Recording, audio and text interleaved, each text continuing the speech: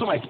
Kwa nini unasoma hata uelewi kwa nini unasoma? Unataka upate cheti, alafu kikusaidie kufanya nini? Mwingine anatafuta kozi ambazo ni nyepesi afaulu mitihani apate cheti. Nani alikwambia Mungu alikuleta duniani uishi maisha mepesi? Kuna watu wengine wameitiwa kwa ajili ya kusolve problems za watu wengine. Kuna watu wengine ambao wameitiwa kuwa watangulizi, wapasue miamba kabla wengine hawajapita. Na maisha yako hayawezi kuwa rahisi, na maandalizi hayawezi kuwa rahisi. Hawezi Mungu akakuweka kuandaa kuwa kiongozi alafu utegemee ukae kienyeji sahihi. Haiwezekani. Waliopasua barabara ambazo tunapita sasa hivi kwa lami kwa dakika kidogo, walihangaika sana kupasua mawe na kupasua miti na kuhakikisha kwamba imejengwa, ili wachukua muda mrefu kusogeza hatua moja ya lami na kusogeza hatua moja ya barabara. Sasa hivi wewe unapita tu haraka. Sikiliza, maandalizi yenu yako tofauti. Wewe unayeandaliwa kuendesha gari vya hiyo lami ni tofauti sana na maandalizi ya yule aliyetengeneza hiyo lami. Hamwezi kufanana. Bwana Yesu asifiwe. Bwana Yesu asifiwe.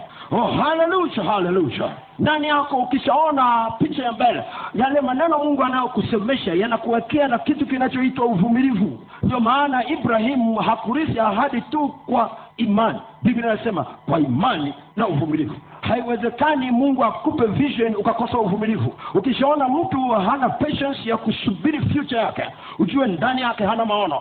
Kwa sababu maandiko yanasema hiyo njozi haitasema uongo. Ijapokuwa unaona imechelewa, ingoje. Kwa sababu kuja lazima ije. Hakuna mtu anayelazimisha kuku watotolewe baada ya wiki moja kwa sababu tu anataka kifaranga.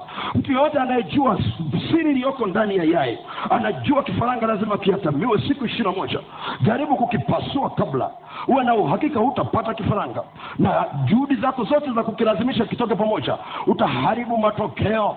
Na ukishaona mtu yoyote ambaye anapush jambo litokee kabla ya wakati wake, uwe na uhakika ndani yake hana mbegu inayoitwa njozi, inayoitwa vision. Kwa sababu vision ni mbegu ya maisha ya baadaye. Na kama huna vision ndani yako, huwezi kuwa na uvumilivu. Huwezi kuelewa watu wakizungumza wakikwambia subiri kidogo, hili jambo linatayarishwa, tupe muda kidogo, hili jambo linatayarishwa, hebu tupe muda kidogo, tupe mwezi mmoja. Ndani yako unasikia hasira kwa sababu huna kitu cha kusubiri. Na ukiona huna kitu cha kusubiri, ujue huna maono ndani yako kabisa. Unaweza kujitetea na kujitetea. Hakuna mtu mwenye maono aliye na hasira za kipumbavu.